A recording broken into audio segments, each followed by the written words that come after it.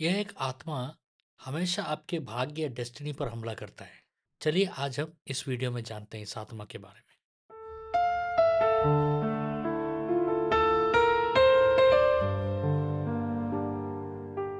Video को अंत तक जरूर देखिएगा। मैं एक सवाल पूछूंगा और पहले 3 सही जवाब देने वालों में से 2 जन को मेरा किताब इनाम में मिलेगा और किताब बाई पोस्ट आएगा।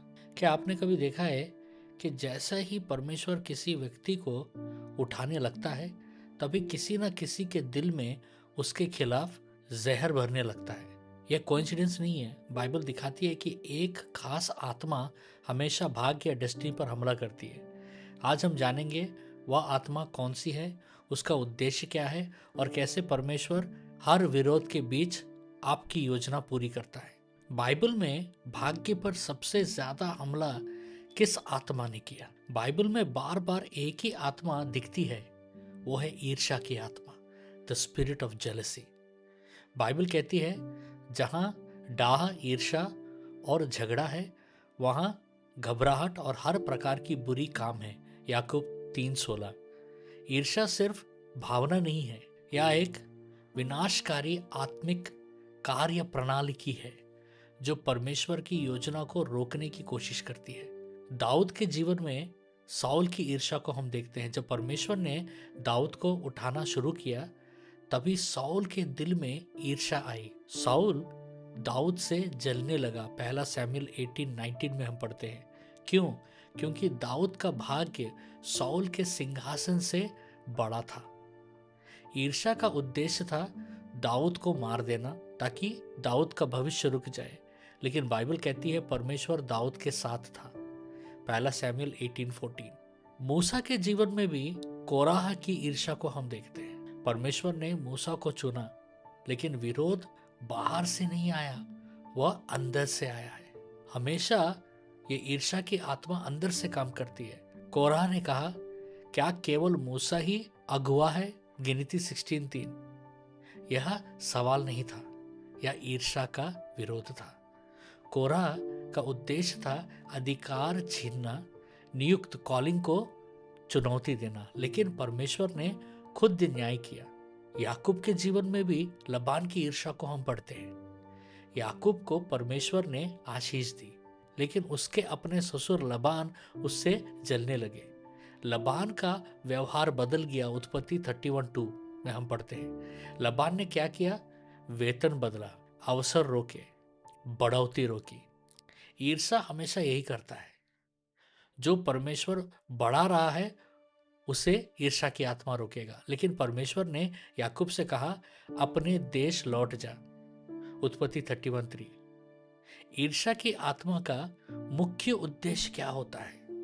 ईर्ष्या का उद्देश्य कभी व्यक्ति नहीं होती, उसकी उद्देश्य होती है, यानी भाग्य या डेस्टिनी होती है।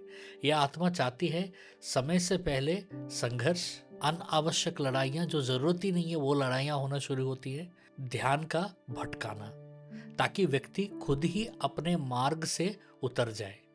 लेकिन बाइबल कहती है जो मुझसे प्रेम रखते हैं उसके लिए सब बातें मिलकर भलाई को उत्पन्न करती है। रोमियो का 8:28। ईर्ष्या की आत्मा को कैसे हराया जाए, इसको समझना बहुत जरूरी है। ईर्ष्या की आत्मा को हराने का तरीका लड़ाई करना नहीं है, बल्कि आत्मिक समझदारी से चलना है। बाइबल हमें 3 बहुत गहरे सिद्धांत दिखाती है। प्रतिक्रिया में मत आओ, क्योंकि प्रतिक्रिया भाग्य को बिगाड़ती है। दाऊद के पास मौका था, वह गुफा में था, साउल सो रहा था, एक बार में सब खत्म हो सकता था, लेकिन दाऊद ने कहा, मैं यहोवा के अभिषिक्त पर हाथ नहीं उठाऊंगा। पहला सैमुएल 24:6। यह कमजोरी नहीं थी, यह आत्मिक परिवर्तन थी। ईर्ष्या चाहती है कि आप गुस्से में फैसला ले, जल्दबाजी में बोले, गलत प्रतिक्रियाएं दे, क्योंकि गलत प्रतिक्रिया आपको उसी स्तर पर ले आती है जहां आपका विरोध खड़ा है। सच्चाई यह है, ईर्ष्या से लड़ते समय सबसे बड़ा जाल होता है रिएक्शन। जो प्रतिक्रिया में चलता है वह परमेश्वर के समय से बाहर हो जाता है। दूसरा, अपनी नियुक्ति, कॉलिंग में स्थिर रहे। पद छोड़ना समाधान नहीं है। कोरह ने मूसा से कहा, क्या सिर्फ तू ही अगुवा है? लेकिन मूसा ने अपनी नियुक्ति कॉलिंग साबित नहीं की, अपनी सफाई नहीं दी उसने, पद नहीं छोड़ा मूसा ने। बाइबल कहती है मूसा भूमि पर रहने वाले सब मनुष्यों से अधिक नम्र था। गिनती 12:3। ईर्ष्या आपको उकसाती है, छोड़ दो, लड़ो, खुद को साबित करो। लेकिन मूसा ने समझा, जिसने बुलाया है वही बचाएगा, जिसने रखा है वही न्याय करेगा। सच्चाई यह है, जो अपने कॉलिंग छोड़ देता है वह ईर्ष्या को जीतने देता है, पर जो कॉलिंग में स्थिर रहता है उसके लिए परमेश्वर स्वयं खड़ा होता है। तीसरा, परमेश्वर के समय का इंतजार करो। स्थान बदलना भी परमेश्वर से ही होता है। याकूब सालों तक लबान के अधीन रहा, उसके साथ धोखा हुआ, उसके वेतन बदला गया, लेकिन याकूब तब तक नहीं हिला जब तक परमेश्वर ने नहीं कहा, अब तुम अपने देश लौट जा। उत्पत्ति 31:3। याकूब ने गुस्से में नौकरी नहीं छोड़ी, गलत समय पर भागा नहीं। ईर्ष्या चाहती है कि आप गलत समय पर निर्णय ले, बिना परमेश्वर की आवाज के कदम उठाए। लेकिन सही स्थान परिवर्तन ईर्ष्या से नहीं, आज्ञाकारिता से होता है। न्याय परमेश्वर को सौंप दो, यह सबसे गहरी जीत है। बाइबल साफ कहती है, प्रतिशोध मेरा है, मैं बदला लूंगा। रोमियो 12:19। जब आप बदला छोड़ देते हैं तो आप परमेश्वर को काम करने की जगह देते हैं।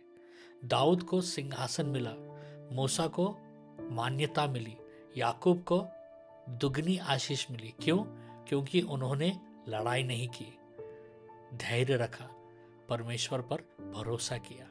और एक सूचना कि हर सोमवार और मंगलवार भारत के समय में रात के 9 से 10 बजे मैं ऑनलाइन में आकर सपनों का इंटरप्रिटेशन कर रहा हूँ। आप अपने सपनों को तुरंत भेजिएगा। आप कमेंट में अपने सपने भेज सकते हैं, या नीचे डिस्क्रिप्शन में ड्रीम इंटरप्रिटेशन फॉर्म का लिंक दिया है, उसमें जाकर आप अपने सपनों को लिखकर भेज सकते हैं। आपका ड्रीम का इंटरप्रिटेशन करेंगे और हम पहले ही बता देंगे कि कौन सा दिन आपका ड्रीम का इंटरप्रिटेशन होगा। हर थर्सडे और फ्राइडे को रात को 9 से 10 बजे मैं ऑनलाइन में आकर प्रेयर चलाता हूँ। कई लोग आके हमारे साथ जुड़ते हैं, आप भी हमारे साथ जुड़िएगा। चलिए हम एक छोटा सा प्रार्थना करते हैं। हे पिता परमेश्वर, यीशु मसीह के नाम में हर ईर्ष्या की आत्मा का प्रभाव टूट जाए। जो विरोध हमारे भाग्य के खिलाफ खड़ा हुआ वह आज निसफल हो। हम प्रतिक्रिया नहीं, विश्वास में चले और आपकी योजना पूरी हो, यीशु के नाम में, आमीन। और ये रहा आज का सवाल, ईर्ष्या की आत्मा को हराने के लिए कोई एक साधन बताइए।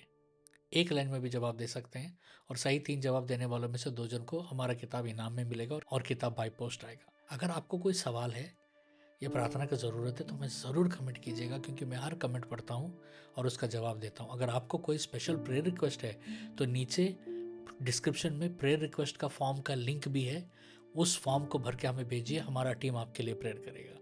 परमेश्वर आपको बहुत आशीष दे।